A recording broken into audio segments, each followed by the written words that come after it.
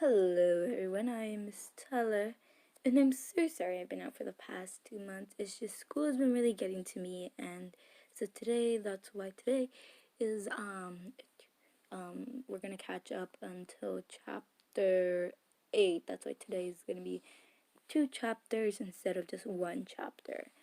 So thank you to all those people who have been waiting this long, and let's get right into it. A Secret Romance, a Drarry Fanfic. Chapter 7.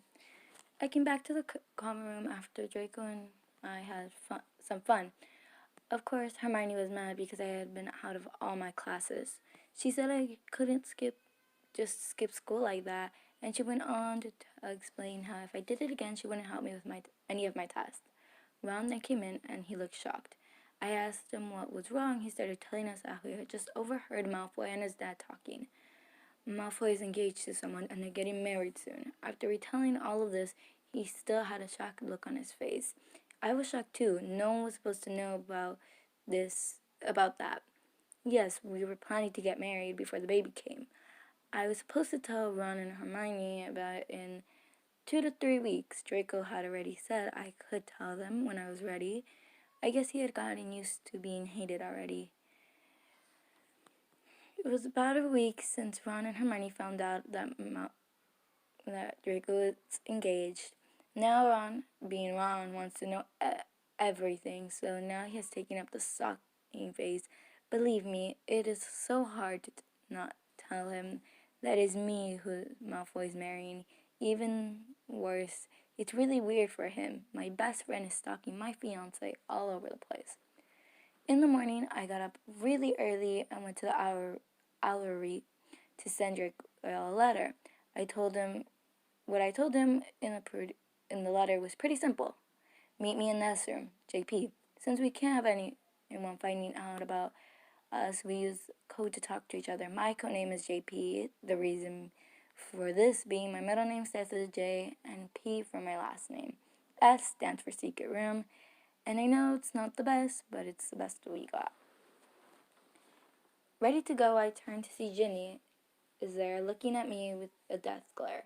Really, I think to myself, this has to happen now. I give a dramatic sigh. I feel so happy. I was feeling so happy. I feel like I just drank a sadness potion. I give her an annoyed look. Finally, in the most jealous and selfish voices, which AKA is her normal voice, she asked, "Who are you sending the letter to?" It takes all my self-control not to explode right there and then. Like, why do you give a fuck? It is none of your business, and quite frankly, I hate you. Of course, I don't do this as much as I want to. Instead, I take a deep breath. Calm down, stay calm, don't let this two-faced bitch get to you. I simply reply, well, it's none of your concern, is it?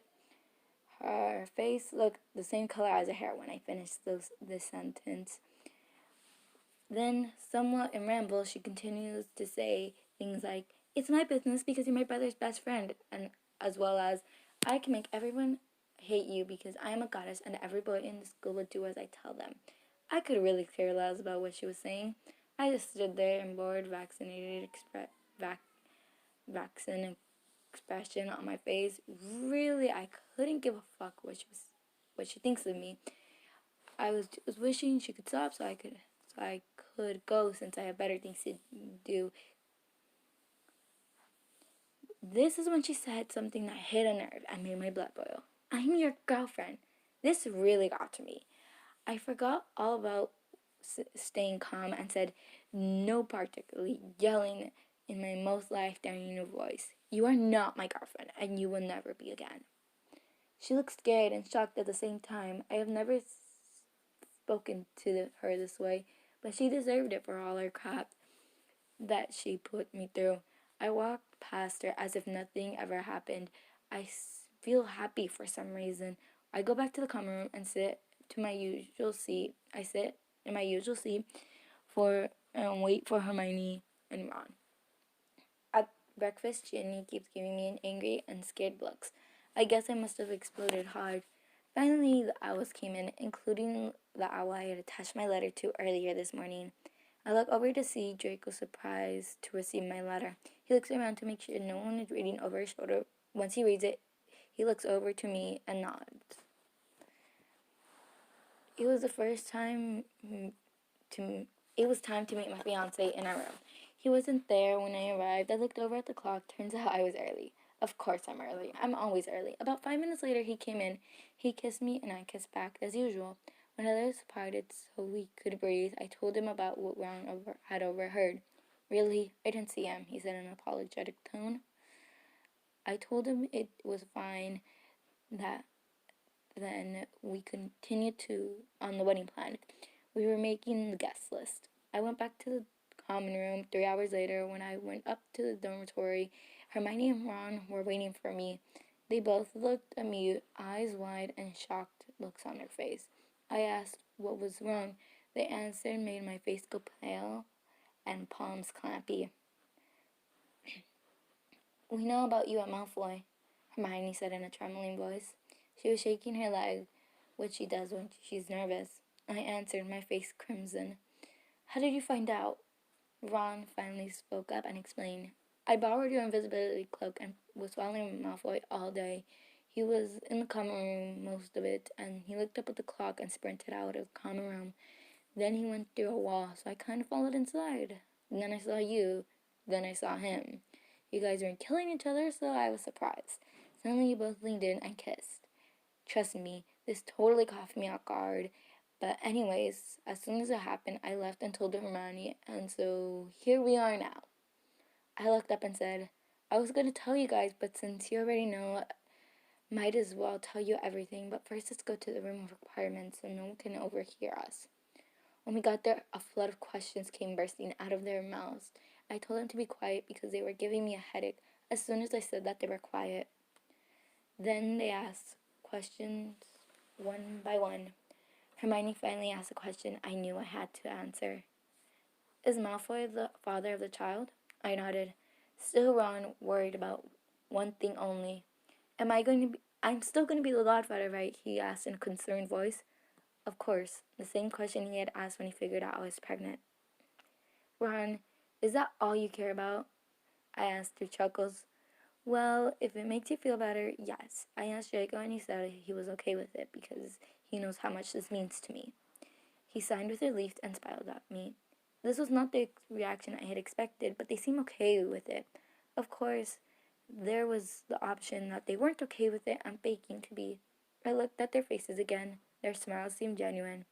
Their faces aren't being strained to smile. Then Hermione stopped laughing, and I knew what she was going to ask. I mentally prepared myself. How did you and Malfoy start dating anyway?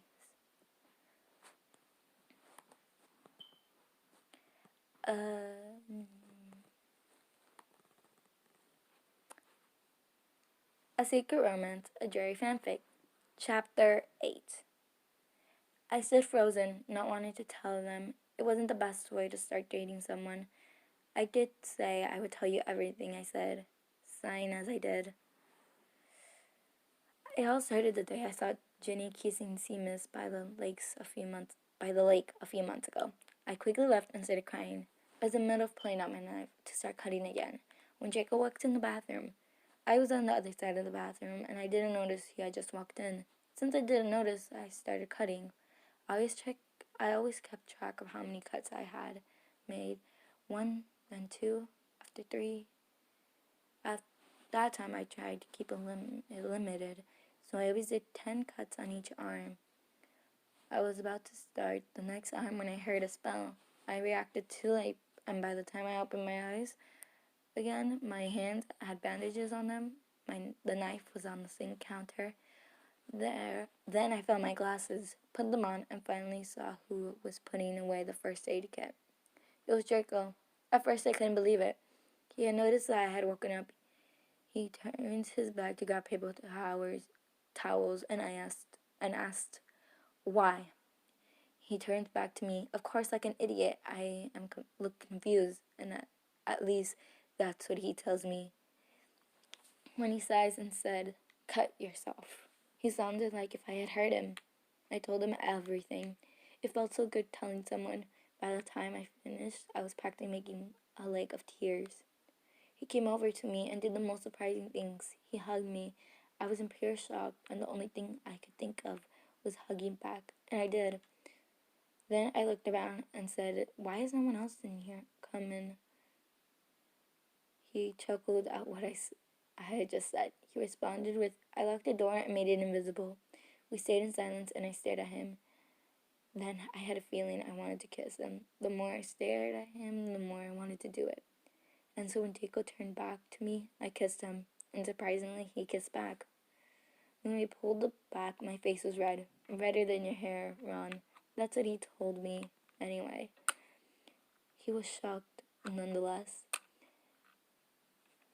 I was about to say sorry when he kissed me again and said, Meet me here, and gave me a sheet of paper and left.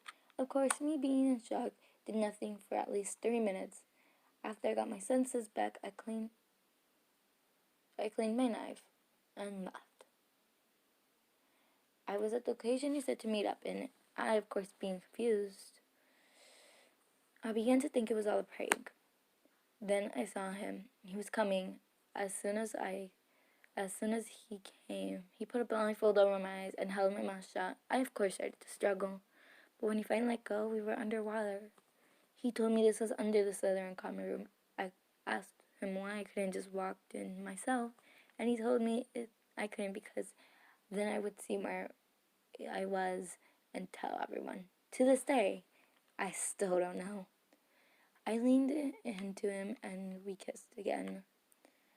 He told me that if I wanted to be in a secret romance, I thought about it for a second. Then I said yes. I threw my arms around him and kissed him. He told me we were going to meet in the room of requirements. We would only meet at night, of course, because we can't have anybody knowing about us. After that, we talked for a bit, just about random stuff. I told him about Ginny. He told me about how Pansy and Blaze's relationship, and about how Pansy's still seeing other men, and Blaze knows it. And there, that's how it started. That is how Draco and I started dating. They both looked at me and laughed. "What's so funny?" I asked like a retard. They smiled and said, "So that explains a lot. That's why you've been so happy even though Ginny's been cheating on you," Ron said, smiling. I smiled. I took something out of my robe. It was the ready invitation. I gave one to Hermione and Ron. They looked up at me. Happiness filled their faces and hugged me. Then Ron pointed out that I was marrying a Death Eater. I told him, still happy but kind of serious. "Well, I don't have a choice. I have to marry Draco, thanks to the Malfoy directive." "What's that?" asked Hermione in a curious voice.